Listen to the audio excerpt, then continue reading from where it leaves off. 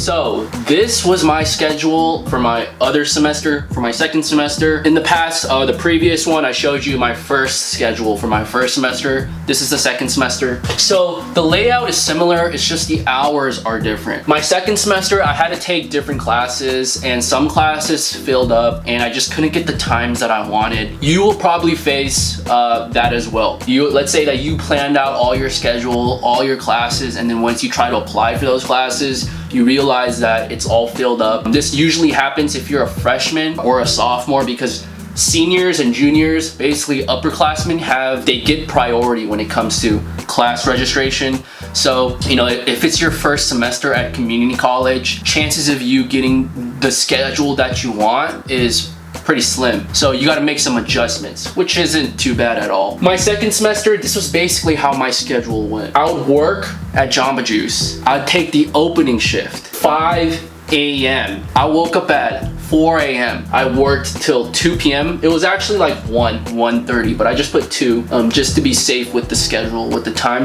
A little backstory, I'm not a morning person at all, and I'm still not a morning person, and I don't know if I'll ever be a morning person. However, like I said, my mentality was sacrifice 1 or 2 years so that I can go to where I want. And if I had to wake up at 4 a.m., fuck it, I'll wake up at 3 a.m. I'll wake up at 4 a.m. I was tired, but 5 a.m. shifts, if you guys work their morning shifts, it's pretty chill because nobody, like, who wakes up at 5 and then goes to Jamba Juice at 5, There were actually some people who did that, but it wasn't that many people. So I'd work 5 a.m. to 2 p.m. I get like 2 lunch breaks, so like 2 30-minute breaks. And then after work, I'd chill. I'd go home and I'd just take a nap. I would eat a little bit. I wasn't even that hungry because I'd eat at work, but I'd go home and just sleep because, I woke up so early. I woke up at 4 a.m. to make some smoothies. I'd have class at 6 to 11 p.m. or sometimes it was 6:30. It depends on which class it was. But basically, this schedule is pretty similar to the last one. It's just that the hours are very different. I'm not a morning person. I function better at night, so I made sure that I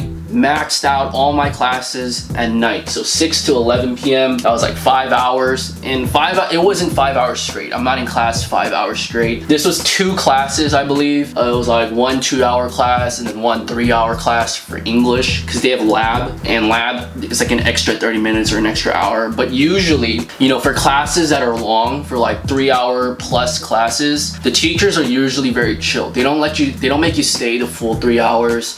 They give you like really long breaks, and since it's at night, it's really chill. It's a lot of adults. It's a lot of by adults I mean like 30s and like 40s.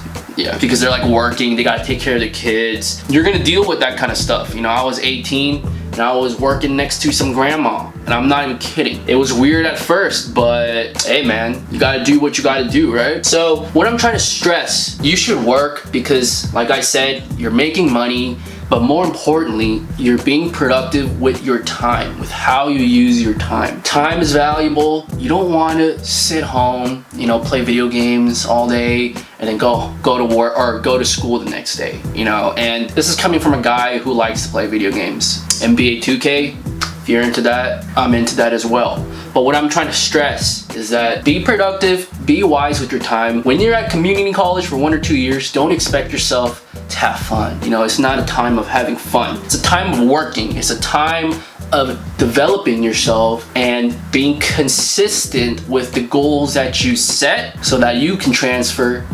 successfully.